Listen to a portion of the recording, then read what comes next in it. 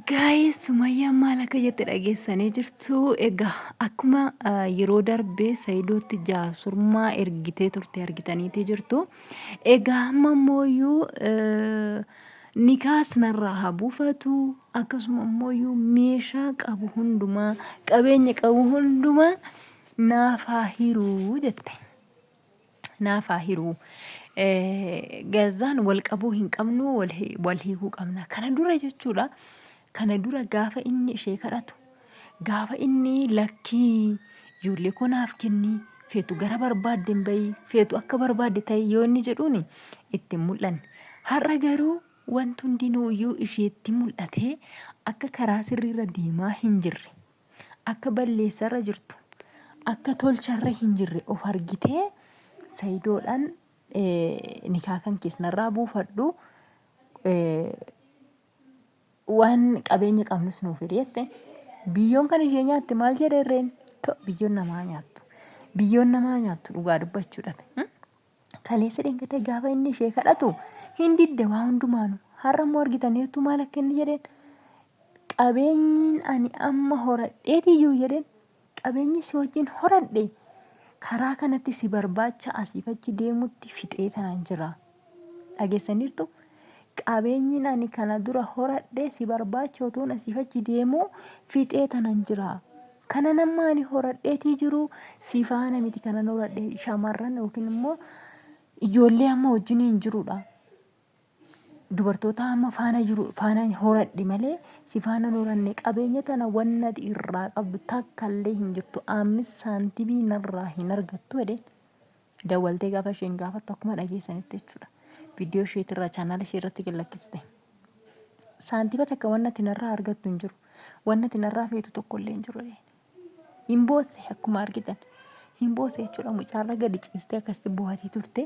Seerri akkana jedhu hin jira. Seeraan gaafatamuu qabda manaamna jette.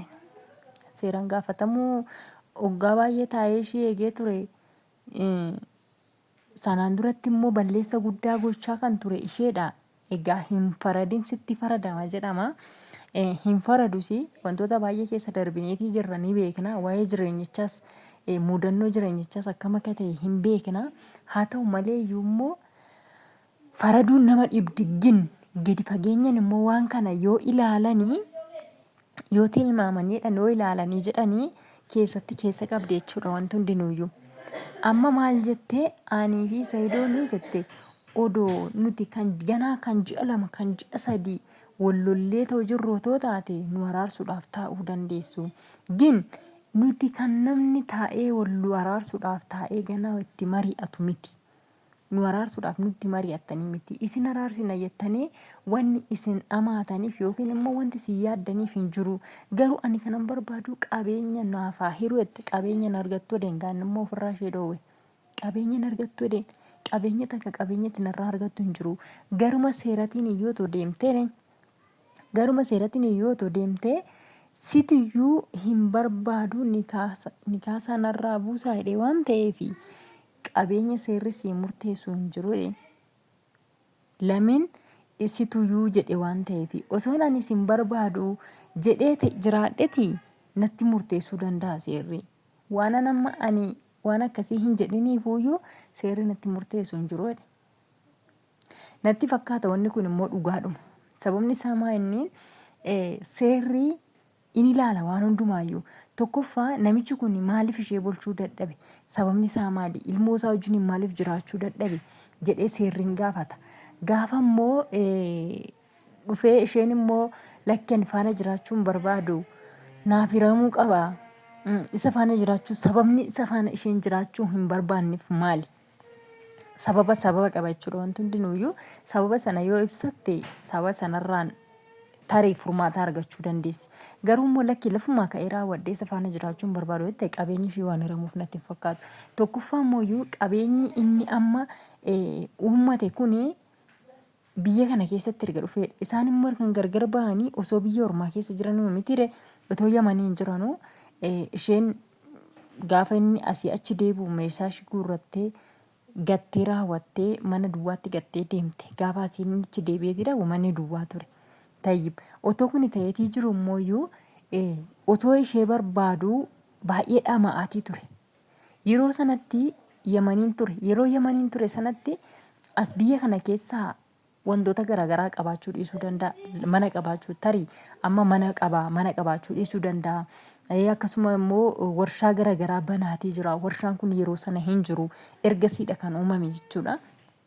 Egaa wanti hundinuuyyuu waraqaadhaan hojjetama waan ta'eef wanti inni hojjisiisatii jiru kun akkasuma warshaan inni banaatii jiru kun manni inni ijaaratii jiru kun qabeenyi inni amma uummataatii jiru kun waan fedhillee maan taane ati firiijii takka manatti bitadhu faaftura qabdi jechuudha. Wanti hundinuuyyuu faaftura qabdi. Faaftura ishii sanarraa yoom wanti kun yoom gara mana kanaatti dhufe manni kun yoom dhaabbate kan jedhu meeshaan kun yoom gara mana kanaatti dhufe kan jedhu hin ilaalama waan hunduma sanarraa jechuudha. Gaafa sana immoo seerri sana laalee murteessa. Isheedhaan immoo yoom gargar ba'an bara kamidha yeroo kamidha kan jedhu ni ilaalama jechuudha. Kun hundinuu ilaalamee qabeenyi ergasii asii uumame meeshaan ergasii asii bitame hundinuu ishee faana waliin ilaallatu akkuma inni iyyuu jedhe jechuudha. Maaliifin kana waan seerri murteessu dhaga waan seerri kamiyyuu murteessuu danda'u jechuudha. Kanaaf iyyuu wanni kana erga ishii faana gargar ba'anii erga ishii faana adda adda ta'anii wanti inni uummate hundinuu ishee faana waliin ilaallatu jechuudha. Tarii akka carraa ta'e immoo yoo wantoonni sana dura mijateetii jiru akka carraa ta'e sanaan duratti mana asii qabanatti fakkaata garuu Saidoonii yeroo ishee faana otoo jiru mana bulukkeetti minaamni waan oomisha bulukkeetti otoo achi dhufee innaa deddeebi'u wayii oomisha bulukkeetti waan bannetti fakkaata. Tarii jechuudha wanta haaromsa hin qabu yoo ta'e tarii wanti sun bara duraanii keessa yoo jiraate malee erga ishiidhaan wal lolaniin booddee wanti oomishame hundinuu ani isheedhaaf hin hirama jedhee hin yaadu. Garuu walaakin jechuudha wanti hundinuutuu ta'eetii otoo jarri kunii yookiin araaramanii egaa akka jettutti sumayyaan qalbiin ishee gara biraa jira waan ta'eef qalbiin ishee kaateerti jechuudha. Gara biraa faana nama biraa faana kaateerti waan ta'eef waan isa faana jiraachuun itti mijatu natti hin fakkaatu. Otoo wajjin jiraachuun itti mijatee otoo wajjin jiraachuu barbaaddee qaata jechuudha kan isheen aarii nama warra kaaniitiif iyyuu aarii ijoollee kaaniitiif iyyuu isaaniif jettee iyyuu isatti deebitee isaaniyyuu isarraa fageessuu dandeessi turte jechuudha. Garuu fedha isaan qabdu natti fakkaata. Fedha itti deebi'uu hin qabdu. Yaadni ishii keessi ishii yaadni ishii wanti hundinuuyyuu gara nama biraa jira waan ta'eef amma immoo keessattuu nama biraa faana walitti dhufeenya godhatteetti waan taateef qalbiin ishii garuma sana deemti malee gara kana yaadaarti natti hin fakkaatu.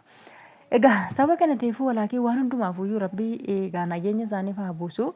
Garuu kanas ta'u sanas ta'u qabeenya kana asitti uumame hin argatti jettanii hin yaadina kan sanaa asii yoo ta'e malee.